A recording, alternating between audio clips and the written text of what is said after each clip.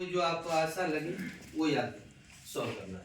जैसे for example पहला ये आया है, तो इसमें क्या करना है, सबसे पहले आपने क्वेश्चन को पढ़ना है अच्छी तरह, क्वेश्चन को समझना, उसके बाद में पैसेज की तरफ देखना। पहले पैसेज को मत देखना, पहले क्वेश्चन को अच्छी तरह देखना। जैसे for example how many tea cups did Paranjor order, अच्छी तरह how many tea cups did Paranjor order. Option दिए 1 cup, 2 cups, 3 cups, none of the above. अब आप इधर आइए पैसेज, अब पढ़िए पैसेज 2। और एक थोड़ा सा याद रखना, पहला जो क्वेश्चन दिया हुआ था वो पहले ही पैराग्राफ में दिया गया, अच्छी तरह थोड़ा। अब देखिए, अब यहाँ से सॉल्व कीजिए। 4 ऑप्शन दिए हुए आपके सामने, 1 cup, 2 cup, 3 cups, none of.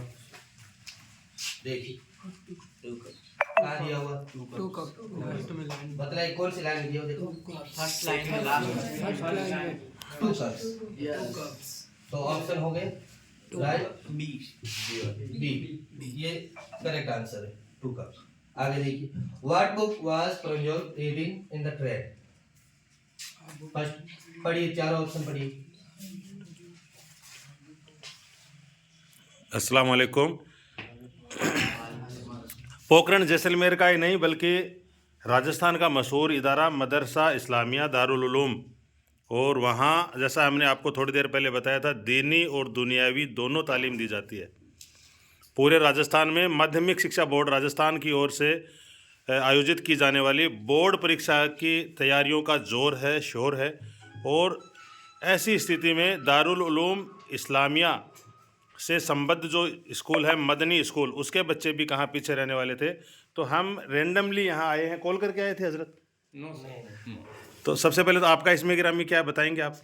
Mohammad Azam. तो इस तरह से डिजिटल फुल साल आप डिजिटल तैयारी करवाते हैं बच्चों को इस तरह से? जी पूरे साल हम लोग पूरे साल डिजिटल की तैयारी करवाते हैं। और उसके बाद ये है कि हम तमाम बच्चों को पीटीटी भी पढ़ाते हैं। और इसके अंदर हम लोग इस तरीके से करते हैं कि सबसे पहले हम बच्चों को 3 महीने के अंदर मुस्तकिल इनको प्रैक्टिकल करवा देते हैं। फिर उसके बाद में हम लोग 1 शॉट के हिसाब से चलाते हैं। और फिर उसके बाद में हम लोग अभी इनको क्वेश्चन करवा, अभी राजस्थान सरकार की तरफ से क्वेश्चन बैंक जो इनकी जारी हुई है, मुकम्मल उनको हल करवा दी गई है। और इसी तरीके से मॉडल पेपर हल करवा दी गए। और इसी तरीके से सारे इनको जो इम्पोर्टेंट क्वेश्चन वो सारे के सारे इनके सॉल्व करवा दिए गए। और आज ही इनका उसी मॉडल पेपर का टेस्ट भी होगा इंशाल्लाह। तो स्कूल आपके ज़ेरे निगरानी चलता है? जी, स्कूल हमारी ज़ेरे निगरानी। थोड़ा बताएंगे अपने बारे में, इसमें गिरामी बताएंगे कुछ? स्कूल के अंदर अपनी जो कौम के बच्चे हैं, उसके अंदर बाज़ बच्चे ऐसे होते हैं कि जिनके पास में 9 का सर्टिफिकेट नहीं होता है, पहले ही छोड़ देते हैं। फिर उसके बाद में वो बच्चे पढ़ना चाहते हैं। तो उन बच्चों के लिए भी हम लोग क्या है कि एनआईएस बोर्ड से उनका एडमिशन ले लेते हैं। एनआईएस बोर्ड के अंदर ओपन बोर्ड से, ओपन से। और उन बच्चों को भी इन्हीं बच्चों के साथ में हम लोग पढ़ाते हैं। अब जो आरबीएसई बोर्ड के सब्जेक्ट होते हैं वही हम लोग क्या है एनआईएस बोर्ड वालों के सब्जेक्ट ले लेते हैं। फिर उसके बाद में हम लोग उन दोनों को साथ में पढ़ाते रहते हैं। अभी एनआईएस बोर्ड के भी एग्जाम चलेंगे और इनके भी एग्जाम चलेंगे। एनआईएस के बोर्ड के एग्जाम देने वाले भी बच्चे उधर तैयारी कर रहे हैं और आरबीएसई वाले भी यहाँ पे तैयारी कर रहे हैं। आपका क्या इसमें गिरामी है? मेरा नाम है दिलदार अहमद। यहीं से? जी, पोखरण से ही हैं दिलदार अहमद साहब। जो स्कूल की व्यवस्था है, स्कूल का जो निज़ाम है, उसको आप देखते हैं। और ये अंग्रेज़ी के सर हैं, इंग्लिश विषय अभी पढ़ा रहे थे जब हम यहाँ पहुँचे, मोहम्मद आज़म साहब। तो हम माफ़ी चाहते हैं आपसे कि हमने आपको अचानक आके यहाँ डिस्टर्ब किया। दोनों प्रॉब्लम नहीं, ये अच्छा हुआ कि तो अस्सलाम वालेकुम, कैसे हैं आप सब लोग? तैयारी कैसी चल रही है? अच्छी चल रही है। कब से एग्ज़ाम, पहला पेपर कब से है? 7 मार्च को पहला पेपर होगा और पहला अंग्रेज़ी का पेपर होगा। क्यों? तो उसकी तैयारी आप लोग कर रहे हो। यहाँ क्लास छूटने के बाद भी आप जब इसमें जाते हो अपने क़याम गाह में, तो वहाँ भी आपका रहता है शेड्यूल, पर पढ़ाई करते हो वहाँ? 11:30 बजे तक इस क्लास में ही पढ़ते हैं। रात को? अच्छा। टीचर आता है, सबसे पहले तो इनकी सुबह से लेकर के दोपहर तक इनकी सारी क्लासें हो जाती है। फिर इनकी जोहर के बाद में सेल्फ स्टडी होती है। फिर उसके बाद मगरिब पढ़ करके खाना खा करके पढ़ने के लिए बैठते हैं। 9:30 बजे तक रेगुलर पढ़ते हैं। और इनके लिए टीचर क्या है यहाँ अवेलेबल रहते हैं। इन बच्चों को अगर कोई डाउट्स होता है तो वो डाउट्स अपने टीचर से क्लियर कर लेते हैं। 24 घंटे अवेलेबल है। 24 घंटे अवेलेबल है। जब भी बच्चे को कहीं पर भी डाउट्स है और अपना क्लियर करवाना है तो वो जाएगा टीचर के पास में और अपना डाउट्स क्लियर करवा लेगा। सबसे पहले तो बच्चा ये करेगा कि जिस सब्जेक्ट में और जिस लेसन में बच्चे को थोड़ा सा डाउट्स है तो वो यहाँ पे आएगा और यूट्यूब पे सारे बच्चे उसको देख लेंगे। अब YouTube के अंदर बहुत सारे जैसे उत्कर्ष है या इसी तरीके से मिशन ज्ञान है या इसी तरीके जो सबसे अच्छा पढ़ाने वाला उसके जरिए से सॉल्व कर लेते। फिर भी अगर बच्चे को कोई डाउट से रह जाता है तो टीचर से जाकर के उसका सॉल्यूशन उसका हल करवा देते हैं। और फिर उसके बाद यहाँ ये बच्चे तकरीबन 11:30-12 बजे के बाद में अपने हॉस्टल में जाते हैं और वहाँ पे आराम करते हैं। फिर सुबह में 4 बजे उठ जाते हैं, नमाज पढ़ते हैं। नमाज पढ़ने के बाद में फिर नाश्ता करते हैं। नाश्ता करने के बाद फिर क्लास में आकर के पढ़ने के लिए बैठ जाते हैं और दोपहर में लंच करते हैं और उसके बाद में 1.5-2 घंटे तक ये बच्चे आराम करते हैं। फिर जोहर के बाद में पढ़ना शुरू कर देते हैं। हमेशा इनका यही शेड्यूल रहता है। सेकेंडरी में कितनी है संख्या, तादाद कितनी है? अभी इस वक्त में 50 बच्चे हैं टोटल हमारे पास सेकेंडरी में। 10 बच्चे NIS बोर्ड से हैं और 40 बच्चे RBSC बोर्ड से हैं। जो बच्चे NIS बोर्ड के अंदर हैं उन बच्चों की भी सब्जेक्ट RBSC बोर्ड वाले ही हैं, यानी उन बच्चों की मैथ भी है, साइंस भी है, सोशल साइंस भी है, हिंदी भी है, इंग्लिश भी है, उर्दू भी। रिजल्ट का क्या रेशियो रहेगा 2024 में, है कोई अंदाजा? बच्चों का और हमारा इरादा इंशाल्लाह 95 क्रॉस करने का इंशाल्लाह। और उसके बाद में इनमें से कम हमारे 10-15 बच्चों का इरादा है कि इंशाल्लाह हम लोग नीट फाइट करेंगे और उसके बाद में हम RS और IS की तैयारी करेंगे। नीट का किस किस का इरादा है? हाथ खड़े करो जिनका भी नीट का इरादा है।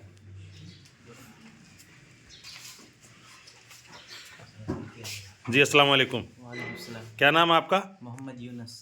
कहाँ से हैं आप? बडली। बडली से ही हैं। तो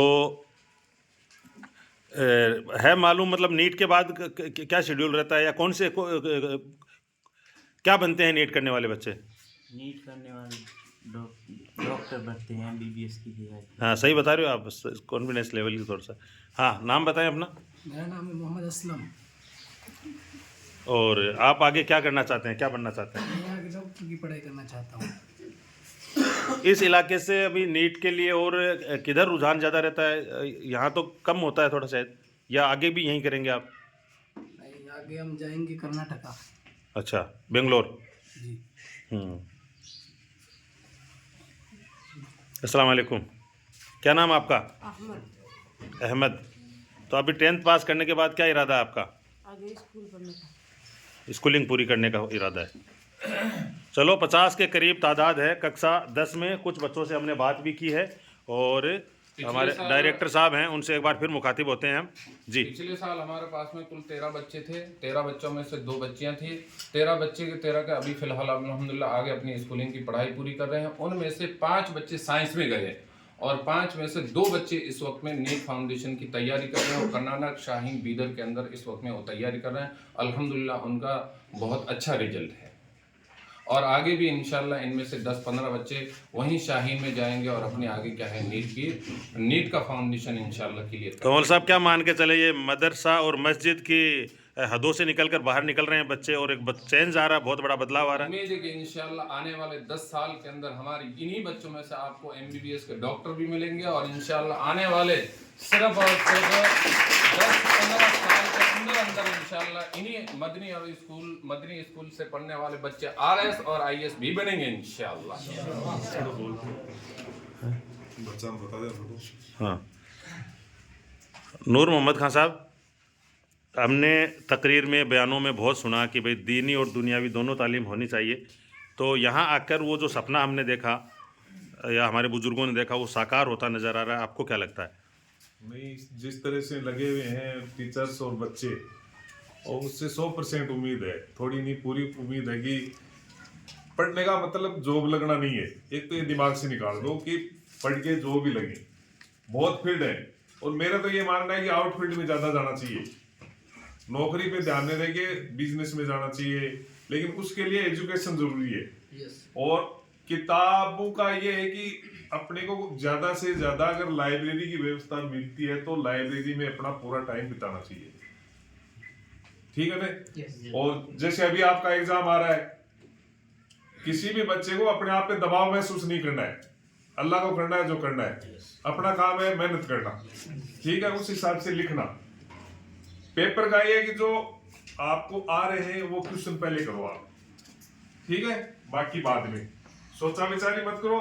पहले पूरे पेपर को पढ़ो आप आराम से, टाइम रहता है। अगर आपने मेहनत की है तो उस टाइम से पहले आपको वो पेपर कर दोगे, अगर मेहनत नहीं की है तो उसको पढ़ दो, उससे कोई मतलब वाली बात नहीं है। इधर एग्जाम सेकेंडरी की एग्जाम है, इधर उधर बिल्कुल भी ध्यान मत दो। दिमाग में माइंड में एकाग्रता होनी चाहिए कि अपने को सिर्फ पेपर की तैयारी करनी है, ठीक है, कोई दूसरी बात दिमाग में घुसनी नहीं चाहिए। आपस में अभी जैसे कई बच्चे हंस रहे थे, गलत बोर्ड की तरफ देखो एकदम, और नहीं पढ़ना तो टीचर्स को बोल दो साहब मैं तो ऐसे ही आता हूँ घूमने के लिए, टीचर साहब को बोलेगा ही नहीं, सीधी सी बात है, क्यों बोलेंगे वो? क्यों आप 10th कर ली, आप 11th में जाओगे, आगे की क्लासें होगी, जैसे जैसे क्लास बढ़ेगी उसमें टीचर कम ध्यान देंगे, सेकेंडरी तक तो फिर भी ध्यान देते हैं, फिर तो अपने आप को ही करना है, जो कुछ करना है खुद को करना है। और ये दिमाग से निकाल दो कि भाई ये होता है वो होता है, जो मेहनत करेगा उसको उसकी मेहनत का फल मिलेगा, उसको कोई नहीं रोक सकता। जैसे कि अपन आगे पढ़ के क्या करेंगे और क्या होगा, पढ़ाई से क्या होगा, सब कुछ होगा पढ़ने से। जितनी आप किताबें पढ़ोगे, कोई भी किताब हो जिसमें अच्छी बुक्स हो, किसी भी लेखक की हो, किसी भी दार्शनिक की हो, आउट हट के भी आप पढ़ो। दीन के अलावा दुनिया की किताब है, उनको ज्यादा से ज्यादा पढ़ो, तो हमें दुनिया के बारे में पता चलेगा। अपने को कोई बोले आप क्या हो तो हम उनको जवाब दे सकते हैं कि आप ये हो और हम ये, लेकिन उसका अपने पास अध्ययन किया हुआ होना चाहिए, अपने को ज्ञान होना चाहिए, उसका नॉलेज होना चाहिए, तभी हम अगले को बोल सकते हैं। अपना इतिहास हमें मालूम होना चाहिए। अपना इतिहास कोई गलत नहीं है, अपना इतिहास बहुत शानदार है, लेकिन जब आप पढ़ोगे अपना इतिहास, अपने बारे में जानकारी रखोगे, तब अगले को जवाब दे पाओगे। नहीं तो ठीक है वो अगला बोल रहे हैं अपन सुन रहे, क्यों पढ़ नहीं रहे।